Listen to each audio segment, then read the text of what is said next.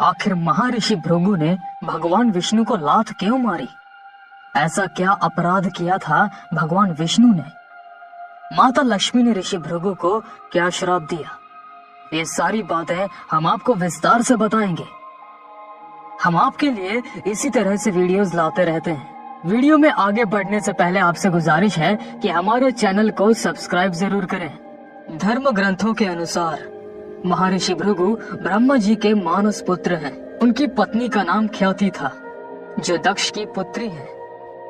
महर्षि भृगु सप्त ऋषि मंडल के एक ऋषि थे। एक बार सरस्वती नदी के तट पर भृगु ऋषि और अन्य मुनियों ने मिलकर यज्ञ का आयोजन किया। इस यज्ञ में नारद जी भी पधारे थे। नारद जी ने ऋषियों से पूछा कि आप लोग इस यज्ञ का फल किसे देना चाहेंगे? इस पर ऋषियों का जवाब था कि तीनों देवों में से सबसे श्रेष्ठ देव को ही इस यज्ञ का फल दिया जाएगा। लेकिन समस्या यह थी कि ब्रह्मा, विष्णु और महेश, इन सब में से श्रेष्ठ कौन है? इसका निर्धारण कैसे किया जाए? इस समस्या का समाधान निकालने के लिए भृगु ऋषि को चुना गया।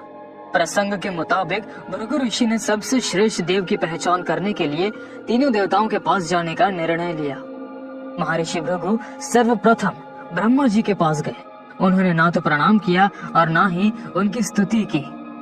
यह देख ब्रह्मा जी क्रोधित हो गए। क्रोध की अधिकता से उनका मुख लाल हो गया। लेकिन फिर ये सोचकर कि ये उनके पुत्र हैं, उन्होंने हृदय में उठे क्रोध के आवेग को विवेक बुद्धि में दबा दिया।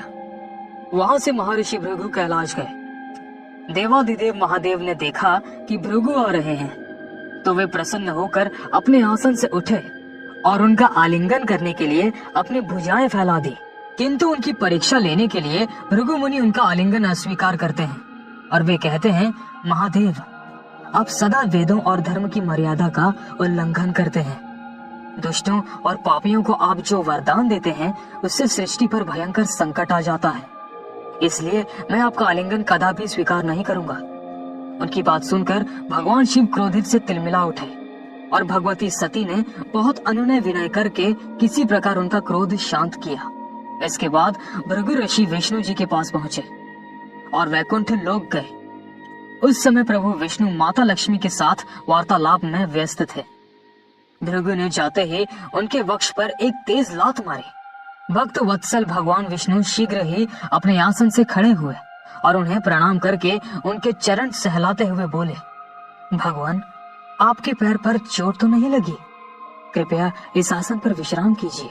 और उसके बाद भगवान विष्णु ने खुद भगवान ऋषि भृगु के पैर दबाने लगे और कहा, मुझे आपके शुभ आगमन का ज्ञान न था, इसलिए मैं आपका स्वागत नहीं कर सका।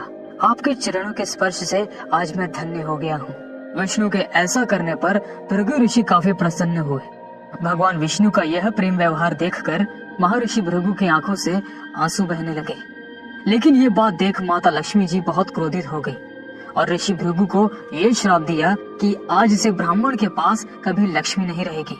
उसके बाद वे ऋषि मुनियों के पास लौट गए और ब्रह्मा जी, शिव जी और श्री विष्णु के यहाँ सभी अनुभव विस्तार से कह बताए।